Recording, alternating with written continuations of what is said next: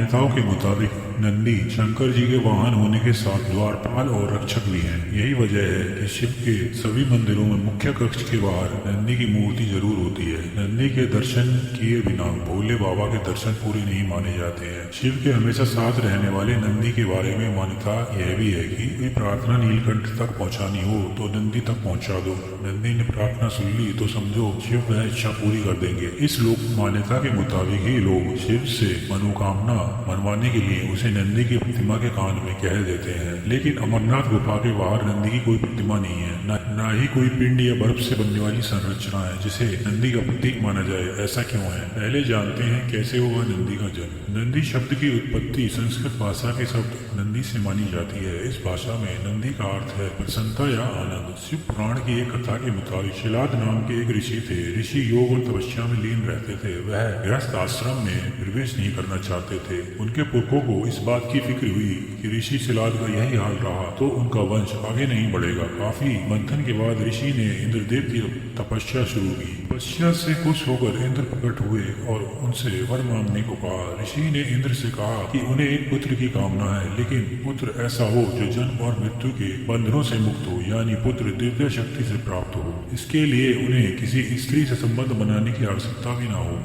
इंद्र ने ऐसा वरदान देने के लिए खुद को असमर्थ बताया और अंतर्धान हो गई। लेकिन शिलाद ऋषि को तो ऐसा ही पुत्र चाहिए था। मनोकामना पूरी कराने के लिए उन्होंने भगवान शिव की तपस्या शुरू की। आखिरकार भगवान प्रकट हुए और उन्होंने ऋषि की इच्छा पूरी करने का वचन दिया। इस घटना के कुछ दिन बाद ऋषि अपना खेत जोत रहे थे। इसी दौरान उन्हें एक बालक मिला। बालक को देखकर उनके मन में जो भावना सबसे पहले आई, उसी के नाम पर उन्होंने बालक का नाम रख दिया नंदी। वह भाव था आनंद का। इस तरह बालक का नाम नंदी पड़ा। वह बालक कैसे बना शिव का वाहन? नंदी बाल्यावस्था में पहुंचे ही थे कि एक रोज शिलाद ऋषि के आश्रम में दो मुनि आए। नंदी के पिता ने दोनों मुनियों की सेवा का जिम्मा किशोर नंदी को दिया। नंदी के सेवा सत्कार से प्रसन्न होकर उनके पिता को मुनियों ने दीर्घायु होने का आशीर्वाद दिया और चले गए। घटना के बाद से शिलाद चिंतित रहने लगे। पिता की चिंता देख नंदी परेशान हुए और उनसे चिंतित होने की वजह पूछी।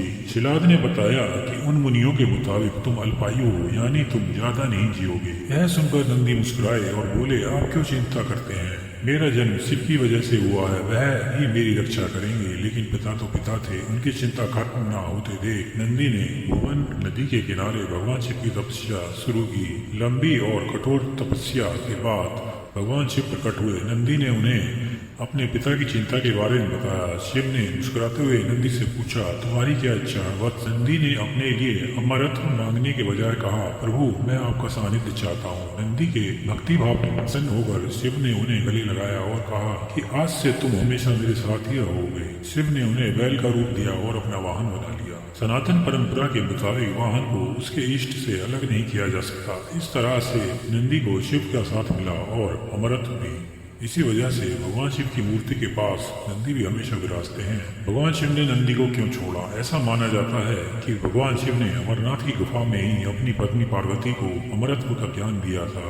इस अलौकिक ज्ञान की शर्त थी कि इसका आदान प्रदान दो लोगों के बीच ही किया जा सकता है। पहला वक्ता यानी बताने वाला, दूसरा श्रोता यानी सुनने वाला। ज्ञान देने के इस नियम के मुताबिक ही भगवान शिव ने सबसे पहले पहलगाम में अपने वाहन नंदी का परित्याग किया। इसके बाद चंदनवाड़ी में अपनी जटा से विराजमान चंद्रमा को त्यागा। अमरनाथ गुफा के रास्ते में पड़ने वाली शेषनाग नाम की झील पर पहुंचकर उन्होंने अपने गले में सर्पों को भी उतार दिया। इसके बाद महागुड़स पर्वत पर उन्होंने अपने पुत्र गणेश को छोड़ दिया। अंत में पंचतरणी पर पहुंचकर भगवान ने पांचों तत्वों का भी परित्याग कर दिया था। यही वजह है कि अमरनाथ की गुफा में शिव तो हैं पर नंदी नहीं। चूंकि नंदी शिव के द्वारपाल थे और वे पहलगाम में बैठे हैं, ऐसे में अमरनाथ यात्रा का पहला द्वार इसी जगह को माना जाता है।